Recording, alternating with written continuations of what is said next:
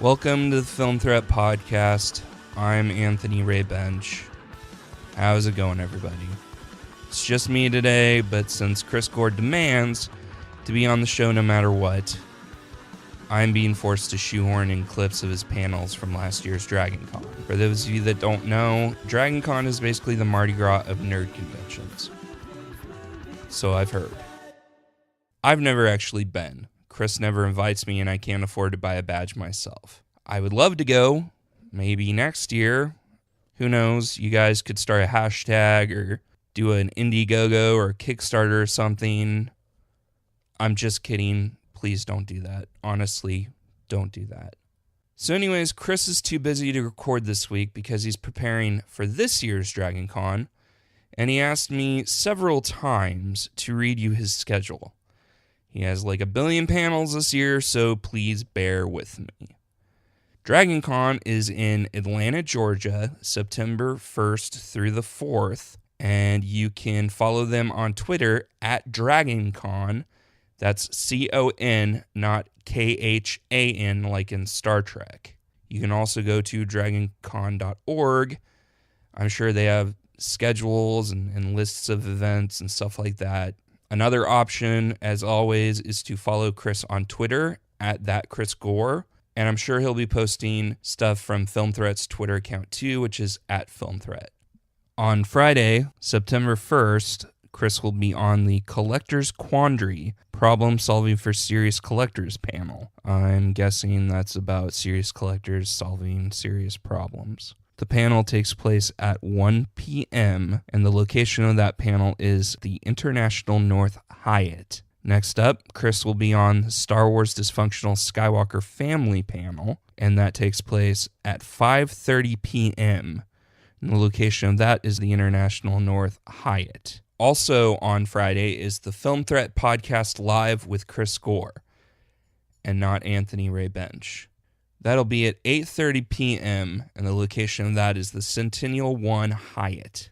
For Saturday, September 2nd, Chris will be on the Broadcasting in New Media panel, and that's going to be at 4 p.m., Galleria 6 at the Hilton.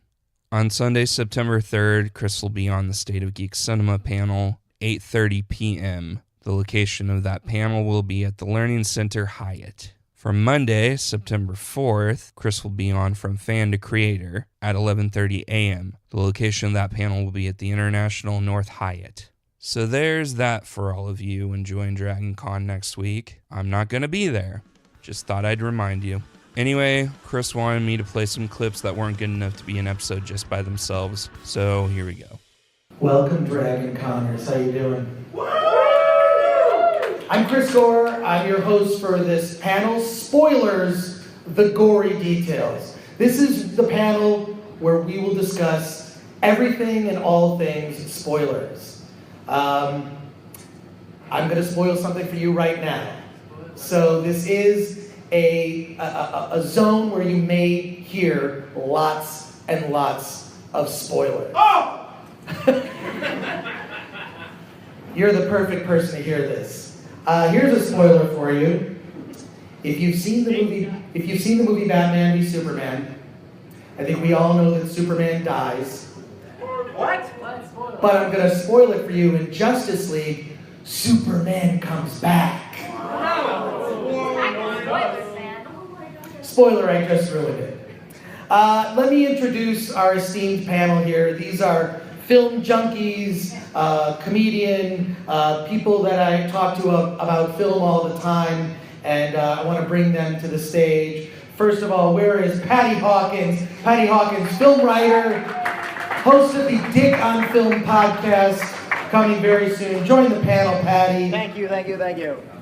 My friend Shane Mackey, local comedian here from Atlanta. Come on to the stage. And my good friend Lawrence Green, member of the 501st. Big hand for our returning champions. So guys, we're all film fans and we're all film freaks. I want to know, first of all, I'm going to ask the audience, where do you guys stand on spoilers? Do you read spoilers? Yay? Let's hear it. Yay? Or do you avoid spoilers? Depends on the movie. Okay, depends on the movie. All right. I want to find out where our panel stands, and so I want to ask you guys that question. But for me, I love spoilers. There are certain movies I stay away from. I think part of the problem now with trailers is they show too much. I think my feeling is I'm a big DC guy, so when I went to see Batman v Superman, my gut feeling upon walking into the movie was I wanted to get this fucking over with. Because I had seen a bajillion commercials, and I think the commercials, the trailers for that really did the movie a disservice. Because I think had we seen less of the movie, we might have actually enjoyed it more. But I'll read spoilers for some stuff. I watch some foreign trailers sometimes because they have 3 seconds of extra footage. I try to avoid big spoilers for Star Wars. I think is a franchise that I prefer to be spoiler free, and I think we do have to give Disney credit that they did a really good job of not ruining any of the big surprises in the movie. I think, when I heard... I knew Harrison Ford had a one-picture contract. Yeah, well, we all knew that. But what I'm saying is when Kylo Ren, when you learn that, your father, Han Solo, I did not know that going into the movie, and that was a shocker. So let's start with Lawrence here, and I want to bring you in on this. Lawrence, you have very specific spoiler guidelines, right. So I want to hear where you stand. Okay, so if it's non-Star Wars or the Dark Knight trilogy, I don't really care about spoilers. I go back and forth on the Avengers because I do like the adventure. So for Civil War, I went in totally spoiler-free. Star Wars, I try to avoid spoilers, but somebody keeps telling me to watch the trailers. Sorry. So I only go with that, but I agree. They've cut it in such a way that I don't think you're getting so much. So I don't want to see any images, but I go with Chris on that one. But the 2 movies where I went literally no information, The Dark Knight and The Dark Knight Rises. I would literally in the theater close my eyes, plug my ears, hunch down the whole thing, and it paid off. There was not one scene in that movie where I didn't feel completely blown away. So that's my methodology. No, I have to compliment you on that because Lawrence will go to the movies, a trailer for a film that he doesn't want to know anything will come up, and he will just go like this, and then not. And I'm curious, just quick follow-up question for you is, how does that impact the experience of the film when you've sequestered yourself from information from that movie? Is it better? For me, it is. I mean, literally the image, that's that first impression. You can only see something the first time, one time. So I go for maximum impact. I don't want to see it in a trailer because then I'll be, oh, what happened next? But if I see it in continuity, then I get that maximum impact. And I kind of think that's what the filmmaker wants. And I agree with what Chris said in his introduction. Some of the trailers now, they give away so much. I mean, we've been saying that for years. But now, with pop culture being such a driven thing, they really tend to, oh, and then this happens. Oh, well, then there's no point for me to go ahead and see it. I think when they spoil so much in the trailers, it sort of like comes off as being desperate. Yep. It comes off as just being completely desperate on the part of the studios. And I think the DC's kind of had that problem. I don't know how you guys felt about Batman v Superman or Suicide Squad. I think we can't say that any of those films are perfect films, but I think that the marketing did not do them justice. And I think here's the problem is the marketing is so good, the movies do not live up to the marketing these days. That's what's kind of a shocking and disappointing thing. Shane, where do you stand on spoilers? Well, I always, I know the movie's not over till I see the big explosion. That's the thing. And then there's some movies that the end of the movie is on the poster, like Quarantine, the American Rec version. Like the last shot of that movie is the poster. So I'm like, I know what I'm getting. But I think with Suicide Squad, a lot of scenes that they were shot, especially with Jared Leto, weren't in the movie. So people going in expecting those aren't in there. But then there's the guy in England who was going to sue the studio because those scenes weren't in there. So it's you can't win either. I guess you can't win either way. He might have a good case. I mean, it sounds like frivolous, but it's like you're advertising something and then not getting the thing that you advertised. But I will say, in Suicide Squad's defense, the best Ghostbusters movie I saw this summer was Suicide Squad. I thought it was fantastic. It's pretty much Ghostbusters, right? They're going to a place, there's a big demonic spiritual thing, it's magic, demon, whatever. Patty, where do you stand on spoilers? Well, a little bit on, is this thing on? Yeah. Okay. Is this on? No. Yeah. No. Pretty, Try the other one. This. No. Here, how about share my Check. Here, All right. Okay. First, going to talk about Suicide Squad real quick. That guy in England who wants to sue Warner Brothers. Yeah. I actually stand beside him. Yeah. Usually I don't go into the coops like that, but I think he made a very good point. He said there are tons of scenes in the trailer for Suicide Squad involving the Joker that never made it to the cut that I paid money to see. And I think he's got a legitimate beef to take that up with. I'm not expecting him, to get punitive damages and malarkey or whatever. Give him his 10 pounds back. Well, the point of the matter is send a message to the studios that they've always been on the cusp of, marketing a movie to make it much better than it really is. That's what marketing's job is. But don't put the baits that I can't eat after the trap is closed. Right. I like that. I really wish that that's applause worthy. I think that's an applause break for that. But I think the problem with this is I think that certain movies, I don't think they realize they don't need to spend that much money on the marketing. They really don't. Star Wars, they could have just said Star Wars opens in December, and that would be it. I would love to see the marketing for Episode 8 to just be the big Roman numeral 8, 30-second trailer, here's when it opens, and that's it. Show virtually no scenes from the film. I don't know why that they haven't thought about that as just sort of some mystery. You can run the trailers that show scenes after the movie opens, but all of us are going to see Star Wars Episode 8 the day it opens, if not the weekend it opens. We're all going there, right? So I think that the marketing is the thing that spoils itself. The spoilers are so prevalent in it. What I did like about Christopher Nolan, because I know something about his process, he was kind of an asshole to the people in the marketing department at Warner Brothers, where he would only give them, and I'll tell you this, I know for a fact on Dark Knight, he only allowed them to use footage from the first half of the movie. Because I remember when I saw a screening of it, an early screening, I hadn't seen, we got to the midpoint of the movie and I said, okay, I don't even know what's going to happen now. Right? I have no clue what's going to happen because I haven't seen any of this stuff. I've seen everything I've seen from the trailers, which I watched a million times. I'd already seen by the first half of the film. So the second half of the film was going in blind, and it took some crazy turns. The Dark Knight, which I think is nearly a perfect movie. But let's talk about the different film franchises and our speculation on the future, which I hope you guys don't mind. We're speculating spoilers for Episode 8 and 9 and the direction of the Star Wars franchise, right?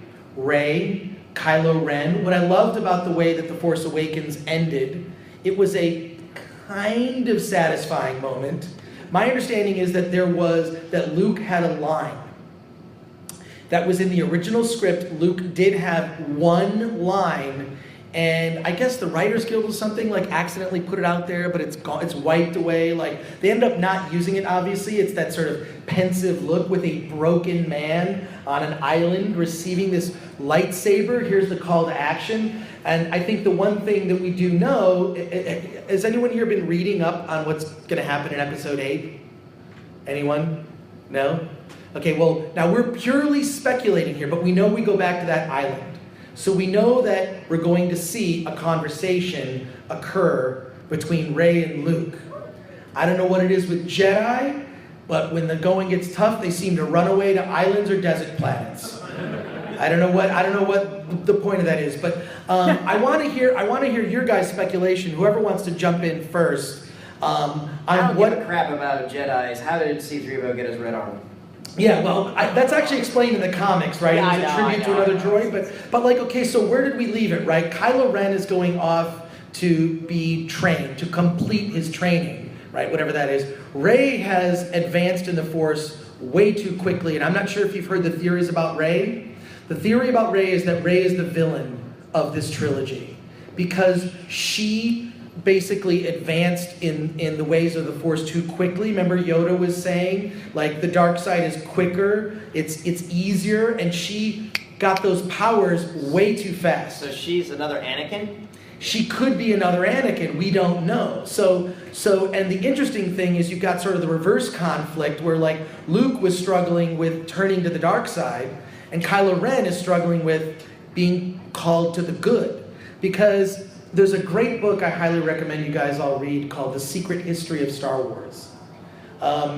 I like to read audiobooks just because I spend too much time in front of a computer anyways. So I highly recommend the audio version of the book because the guy who reads the book does read audiobooks. Well, no, he does, exactly. He does every voice. He does Irvin Kershner, he does George Lucas, Harrison Ford, he does Mark Hamill. It's a brilliant book. And the interesting thing was, when George Lucas was writing the original treatment for Empire Strikes Back, he thought to himself, no one is going to believe that Luke is going to die in a lightsaber fight with Darth Vader, because you're not going to kill off the main character of the story. So there's no tension. So if Darth Vader and Luke fought, we know as the audience that they're not going to kill Luke because Luke is the good guy and he's going to live. But Luke might turn to the dark side.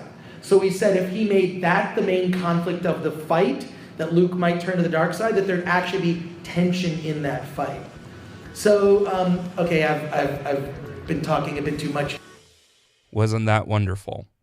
Anyway, here at Film Threat we occasionally get fan mail. I figured I'd read a few before I played some more of Chris's DragonCon clips. This is from Ich Luga. I think that's German or something. Anyways, Ich Luga says, Dear Film Threat, your podcast is great, but I wish Anthony Ray Bench was on it more. Thank you, Ich Luga. I appreciate your kind words. This one's from Soy un Mentiuso. I'm probably messing that one up. Anyways, Soy says, love the show, keep up the great work, fire Chris Gore out of a cannon into the sun. Viva la Anthony. Thank you for your continued support, Soy. I'll pass that along to Chris. That's all for now. We have a live DVD Tuesday panel Chris did last year, but before I play that, Chris wanted me to remind you once again about all the panels he's doing this year at DragonCon. Honestly, I'm too lazy to read all that again, so I'm just going to use my engineering powers to cut and paste the schedule for you right here. On Friday, September 1st, Chris will be on the Collector's Quandary, Problem Solving for Serious Collectors panel. I'm guessing that's about serious collectors solving serious problems. The panel takes place at 1 p.m., and the location of that panel is at the International North Hyatt. Next up, Chris will be on the Star Wars Dysfunctional Skywalker Family panel, and that takes place at 5:30 p.m., and the location of that is the International North Hyatt. Also on Friday is the Film Threat Podcast Live with Chris Gore, and not Anthony Ray Bench. That'll be at 8:30 p.m., and the location of that is the Centennial One Hyatt. For Saturday, September 2nd, Chris will be on the Broadcasting in New Media panel, and that's going to be at 4 p.m., Galleria 6 at the Hilton. On Sunday, September 3rd, Chris will be on the State of Geek Cinema panel, 8:30 p.m. The location of that panel will be at the Learning Center Hyatt. For Monday, September 4th, Chris will be on From Fan to Creator at 11:30 a.m. The location of that panel will be at the International North Hyatt. Got all that? Okay.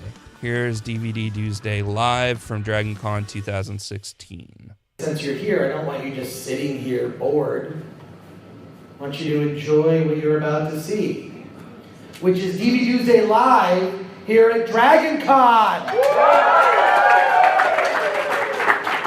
Now, I hate to break it to you, but DVDs are alive and well. And here's why. I'm a guy that, I do love my digital copies of my movies. I love my digital copies of my movies. But I can tell you that when my internet is broken, or when your internet is broken, I am turning on my DVD player, and I am watching a DVD, and you aren't watching shit. Because you decided that streaming, it's all about streaming, only if your internet's working. And when your internet's not working, I'm watching a DVD, and you're watching a Black Mirror. Amen. Black Mirror, a great show on Netflix. Exactly. Thank you, Tyler. Thank you. This is Tyler. I met he and his lovely wife and friends the other night. I was dressed as Bruce Banner because we all cosplay when we're here at DragonCon. And there is a horrifying picture you can't unsee on my Twitter feed at that Chris Gore. I want to thank all you guys for, thank you for that, Tyler. I want to thank all you guys for showing up. We're going to have a fun time. We're going to talk a lot about movies. I do want to answer all of your questions. This is going to be part informational, and it's going to be part answering your questions. And everyone who asks a question, I mean about 15 of you who ask questions, will all get a DVD. I'm not going to tell you that it'll be a good DVD. You might get Nightmare on Elm Street. That's a good one. This is not a good one. Most of you are getting Nightmare on Elm Street. Are you all over 18 years old? Yes. Mentally or physically? Yes. Well, mentally, I don't expect that. Are you? But as long as you're all over 18 years old, I can give you this DVD because it seems like there's a healthy portion of nudity in this movie. I am sorry to say. So please begin to come up with your questions. But how are the special features, though? That's what it's... There are tons of special features on this. Let me tell you about this movie. This movie is directed by... This is sort of a bonus feature because you showed up early. This movie is directed by one of the shittiest filmmakers in the United States. This is directed by a guy named Bill Zabub. Okay? Remember this name. Bill Zabub. His last name is Z-E-B-U-B. Okay? He makes horrible movies. Some of his movies... He made a movie called Dick Shark. He also made a movie... I am not making this up. He made a movie called Jesus Christ Serial Rapist. Thank you for the ooh. So he also made a movie called Dick Hill Ant Farm. Makes no sense. And it has like a picture, it looks like it's somebody's dick and there are ants coming out of it. That was my reaction exactly. So this guy makes terrible movies, but he's incredibly prolific. And one of the funniest things on this disc, I can tell you, are the trailers for his other movies. So if you happen to get a copy of Nightmare on Elm Street, which is very likely if you ask a question for this panel, you'll be able to check it out. And there are lots of special features on this disc. This is also, by the way, the uncut version with an hour of extras. Lucky you. How long is the extra hour? How long is the movie with that in it? I have no idea. It says running time 2 hours. 2 hours of shit, I'm gonna guess. All right, but let's get this party started. I did DVD Day on G4 TV for 8 years. I'll tell you a dumb, quick story about how I did that job. I had no aspirations to ever be on television. I did not care about being on TV. It just wasn't. I was a writer who wrote about film, and I had done a couple TV things. I did a show called The X Show, which was kind of like The Man Show, and it was on FX, and I had a segment called The Gory Details. Every week I talked about movies. I did that for a couple years. Then I did a show called The New Movie Show. Then I did a show called Festival Pass, which was on Stars. It was me drunk at a film festival. And then I did a show for IFC called Ultimate Film Fanatic. I did 2 seasons of that, which was like Movie Geek Knowledge. And it was a lot of fun. But I really did not like, when I did the stuff for IFC, they wanted to hip me up and make me look cool. So they had me like dress in these sort of hip-looking outfits, and I'd have to do wardrobe tests, and it was weird. We had like canned jokes that they wrote for me, which I thought were stupid, and it was not a good experience. You know, even though that I loved all the geeks on the show because we were all of the same mind. So I really sort of given up on doing television, and this guy named Gavin Purcell. Gavin Purcell worked for a TV show called, it was the National Enquirer TV show, and he asked me, hey, do you want to do National Enquirer TV? And I said, no, no, I don't like gossip. I don't read gossip rags. I don't want to do it. He said, please, he begged me. He came to my house I was living in Pasadena at the time, and he did this interview with me, and he thought I was funny. My whole thing is that, look, I like to give information, but if I can deliver it to you in a way that might be somewhat funny, you might remember that piece of information. So he remembered me, and years later he said, because I watched tech TV. I watched Screensavers, and I watched X-Play. I was a fan of Morgan Webb and Adam Sessler, Sarah Lane, Kevin Pereira. Before I was even on that show, I watched that network. And Gavin Purcell, out of the blue, calls me, and he says, look, we have this segment called DV Tuesday. We tried some different people out. I want you to come in and talk about being on it. It was one of those things where I never really auditioned to do things. People just said, well, he's the movie guy. Bring him in and hire that guy. So I came in, I did this interview, and Gavin was like, look, you have the job. All it is reviewing DVDs. How can we make this work? I said, I have 3 demands. I said, 1, I want to be able to say whatever I want within reason. Okay? Obviously, I can't swear, but I want to be able to have my opinion. So my opinion is my own. Number 2, I want to be able to wear whatever I want. Because I did not like the experience of being hipped up, right? I want to wear t-shirts. I really just wanted to be myself on camera. And the 3rd demand was, I want to be able to keep all the DVDs that I review. He said, I can agree to the first 2. The last one, I cannot agree to. So I didn't get to keep the DVDs. So when I said bye on Attack of the Show, I actually went out and bought all those DVDs. So, and I found out years later that the producers basically, their whole excuse for keeping the DVDs was they needed a library to access those titles in case they needed them. But really what was happening is all the producers were stealing the DVDs. I found that out years later. But interesting enough, Jimmy Fallon became a big fan of Attack of the Show.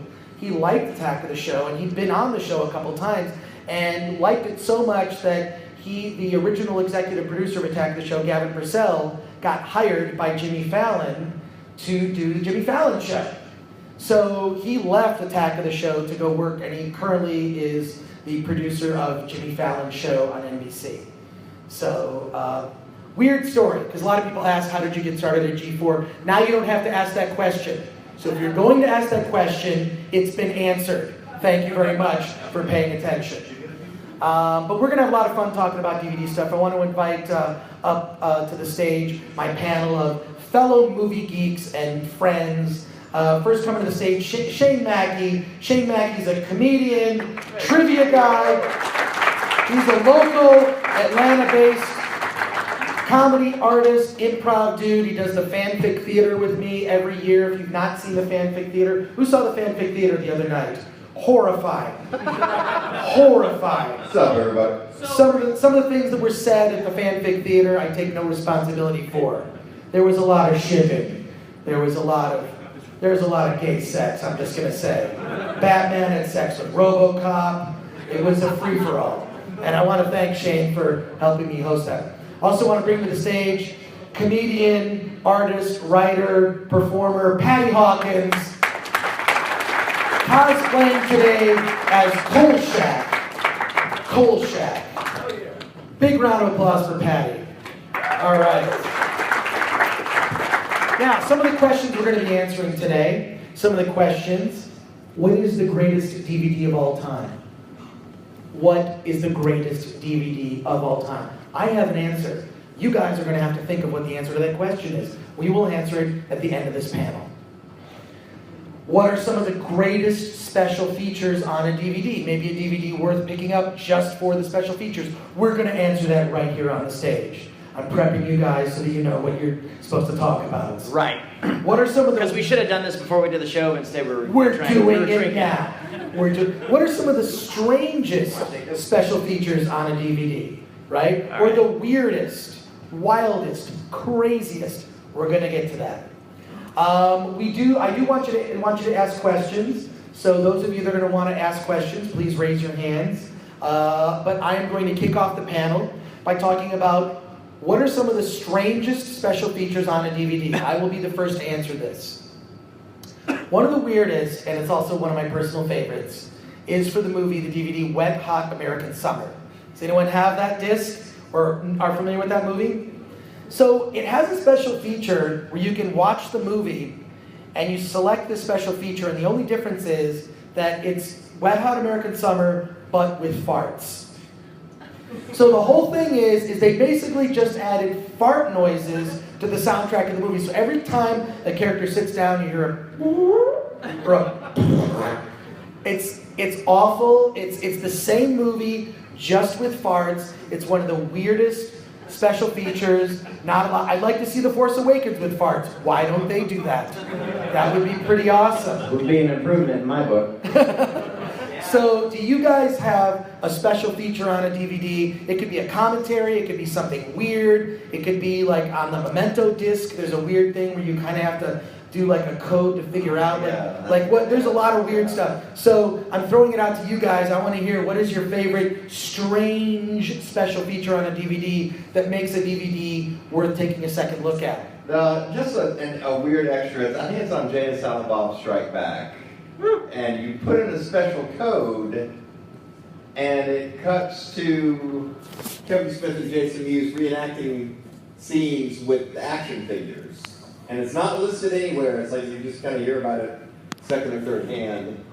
And I don't remember, it's been years, but I don't know what the code is. But I'm like, well, that's something that, like, I like that. I like that's on the level, like, I love Easter eggs. Yeah, Easter egg stuff I'm a big fan. And I miss when Easter eggs used to be Easter eggs, when word of mouth would carry it around as opposed to... They kind of announce the Easter eggs now, right? Yeah, isn't that kind of what they do? 2 minutes on Twitter, 3 minutes on 4chan, everybody knows about it already. True. All right, now what? So Patty, do you have one? I want to hear what yours is. Sorry, I gotta look something up. A recent one that comes to mind that what I thought was very strange, but kind of more delightful than I found the film to be, was Sin City 2. You can watch the entire movie in the raw green screen format. Ooh, I like that. It's just the actors and anything non-specific is like green furniture and everything else. So you get to see everybody in their makeup and color. The only problem is that they show it at like 4 times the speed. So if you do it at 4 times the speed, you're watching it at like 16 times speed. But it's in its entirety, and it just spins around, and you see the wires, you see the mattresses, you see that there was nobody in the background, and it tickled me. It really tickled me. It tickled me more than I thought the movie was. I thought it was a weak sister to its predecessor. Cool. Does anyone know, what's the area code for Atlanta? Is it 414? 404. 404. I have to send a text to someone. In the middle of a panel. Because there's a treat that we may have at the end of this panel that I want to share with you. Something that no one else has seen. So it's 404. We're trying to make this happen right now. Okay, right? We're going to make this happen. All right, cool. Let's start with questions. Because no one in this room yet owns Nightmare on Elm Street, the uncut version with 1 hour of special features. You, sir, have just, assuming that's a decent question, you have just earned yourself a copy of Nightmare on Elm Street. A Nightmare on Elm Street. Oh, God. I have 6 copies of that movie. When you're friends with Chris Gore, that's what you get for birthdays, Christmases, Valentine's Days, Labor Days, etc. You also get a lot of Dick Shark DVDs. They make terrible stocking stuffers. Here's another clip of Chris from a panel on cult films where he talks about John Waters and Pink Flamingos. Well, one thing, I know you said not to talk about definition, but I think the interesting thing about cult films is that you can't make a cult film. You can make an exploitation film, you can make a nunsploitation film, you can make a troll movie, but you cannot make a cult film, because a cult film is a movie that stands the test of time, and it's a movie that an audience discovers and then builds a cult around it, whether it be The Room with Tommy Wiseau or something very near and dear to my heart, the films of John Waters, or the films of Alejandro Jodorowsky. And I was going to say, if I could pick one of my all-time favorite cult films, is Pink Flamingos by John Waters. Yeah. Most of you have probably seen it. Who hasn't seen it? Raise your hand. Who hasn't seen it? You need to see Pink Flamingos, and you need to then see every John Waters movie ever made. Female Trouble is another personal favorite because it takes place at Christmas, at least the beginning of it. And Pink Flamingos is also the movie famously where Divine, one of the greatest cross-dressers in film history, a man named Glenn Milstead, eats poop that comes out of a poodle's butt, and it's all in one shot. And it's beautiful, and it's about the filthiest people alive. It basically is mocking the media, where Divine is the filthiest woman alive, and there's a couple, this married couple, that's very jealous of Divine. They want to be the filthiest people alive. So it's the rivalry between these two groups, and the creepiest stuff happens in it. I don't want to give it away for the people that haven't seen it, but I saw this movie when I was 16 years old at a repertory theater, and I remember being devastated, and I wrote an essay about it that just talking about how John Waters changed my life. When I saw that movie, I was scared that people had ideas to even make movies like that. Because mostly what I'd seen, and I began working at a video store at that time, which gave me access to a lot of cool stuff. I lied about my age when I was in high school and said I was 18 so I could work at this video store because they carried porn. So I wanted to be able to work there and get free DVDs, or free VHS tapes. I'm freaking old, people. I'm old. So, but Pink Flamingos really did alter my perspective just to show what you could do. It's also a movie that, if you read up about what John Waters struggled with, he was constantly in battles over censorship where his movies could not be seen. John Waters is also a personal hero of mine. If you've ever read any of his books or collections of essays, he's brilliant when speaking about the media and mocking it. And I think we need someone like John Waters more than anything today. So Pink Flamingos, if you have not seen it, it's an incredibly radical film made in the 70s. And it might make you barf in your mouth. Look, you will gag when you see a poodle take a poop and a man pick it up. Divine gags as she's doing that. There's also a scene where a guy sort of does this performance with his butthole, where he's sort of opening and closing the iris of his butthole in sort of like a dance. And after a while, it's kind of hypnotic and captivating. For everyone who's seen it, you've seen the opening and closing iris of the butthole in Pink Flamingos. Raise your hand if you've seen that.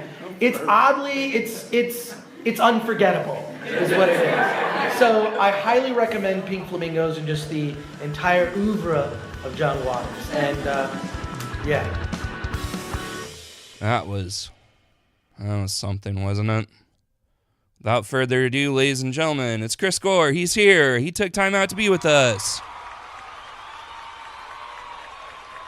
Welcome to the show. I am that Chris Gore. This is Pod Crash, the show where you get to hear a different podcast each week where I appear as a guest. Chris, this isn't Pod Crash. You haven't done any Pod Crashes in forever. This is Film Threat. Film Threat. Yes, Chris, welcome to the show. I promise to you is that I will reveal something shocking and personal about myself. I actually considered getting an Ewok tattoo on my upper thigh. Okay, that's weird. If that gives you any indication of how sick I am. Yeah.